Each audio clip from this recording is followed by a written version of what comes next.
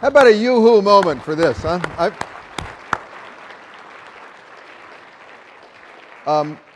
I remember John Donatich at last year's awards ceremony talking about the, how about a yoo-hoo moment for all this great publishing that we do. I have never seen in the years that I have been here the kind of quality that we produced this year. And I will tell you something else, just on a point of personal privilege. The free web will never produce that. I'm sorry. It's great, as important as it is. The scholarship that we do is phenomenal, and thank you all. Thank you all. We've had a chance to look at the entries. I want us to move to the next part of our program. Each year for the past 4 years, we've had our great documentary filmmaker, Mary Rose Senek, and our videography crew, led by James Noble, to prepare an original video, an original film about our industry. And this year, we took as our subject matter, what makes a winning R.R. Hawkins Prize book? What does it take? And so we looked at last year's entry, which was the Atlas of the Transatlantic Slave Trade. We started with, obviously, from the premise that if we can interview the folks that made that possible, we can begin to gain further insight into the value add that every publisher here contributes in publishing. So that's what this film is about. We started, though, with a very interesting film clip, a clip from last year's winning speech by a professor named David Eltis of Emory University. It was one of the co-editors of the Atlas. And we started with him because Eltis said something here last year that we thought could be, in 1 minute and 3 seconds, pretty profound. So I'd like to show you that before we show you the film.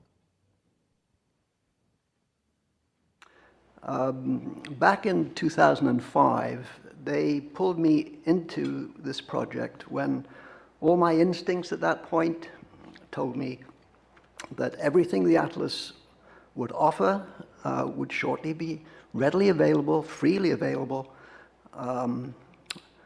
and more besides, actually, in the form of the website, which is the Voyages website, to which John's already referred. This website was, in fact, published in December 2008. So I viewed this project essentially as a sideline, as something perhaps we could deal with very quickly. I was completely mistaken.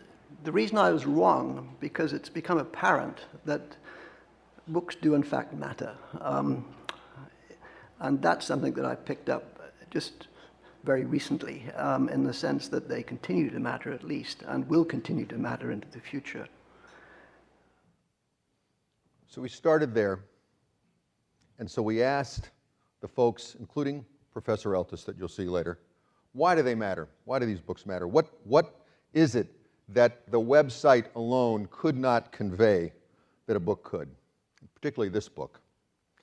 And what is it that only a publisher like Yale or publishers like us in the room, what is it that only these publishers could do to add that value?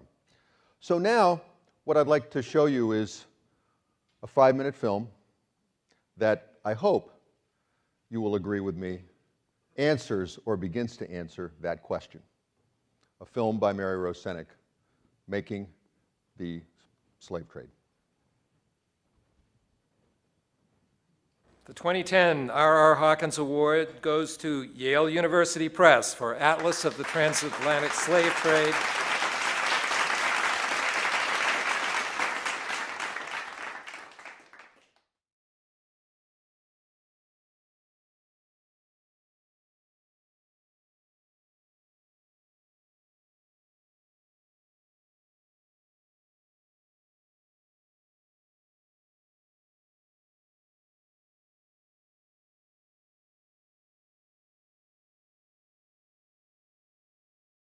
I had an opportunity to visit Elmina in Ghana. I went into that dungeon and I had I'm not sure I can even describe it, such a chilled feeling. It was as if I could smell and feel and hear the people who had gone before me. The slave trade from Africa to the New World, which lasted for 366 years, was one of the greatest crimes against humanity in human history. 12.5 million Africans shipped out of Africa, 12.5 million as slaves to go to the New World. And I mean, incredible human suffering and exploitation.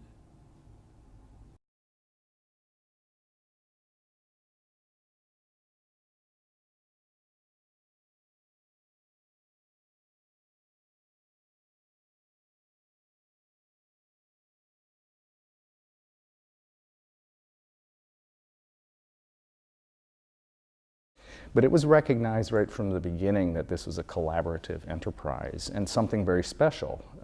Again, because scholars don't have a real culture of collaboration as a natural component of what they do, when it happens, and when it happens organically, and it comes through mutual interests and recognition of a large vision of what could be accomplished, it can be very powerful. It was an interesting thing to think about how research that was really meant to populate a database could inform a physical object filled with maps, like a book. So it felt very sort of complex and yet necessary to do right from the beginning.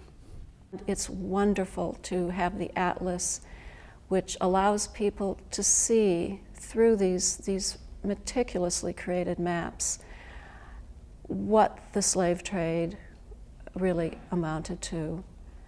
And it is an important representation.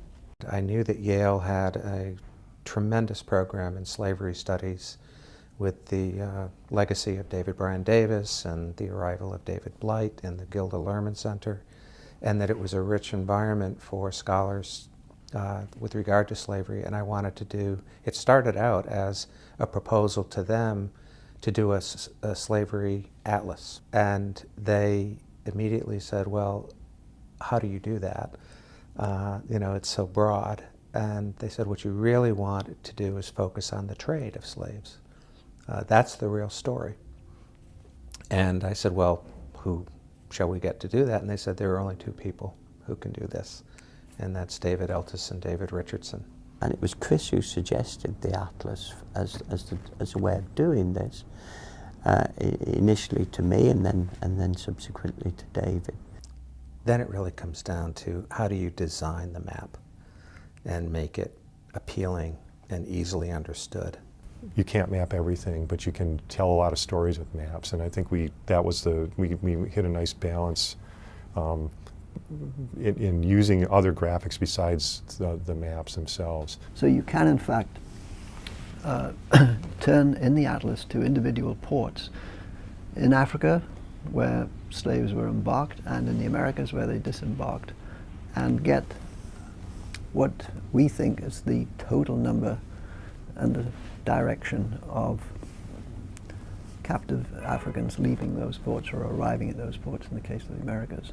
One of the things we wanted to do in the atlas is to get out what we saw as the banality of slavery through most of the period that the atlas covers, to look at the human reactions to that in terms of violence, yes, in terms of resistance, in terms of survival even.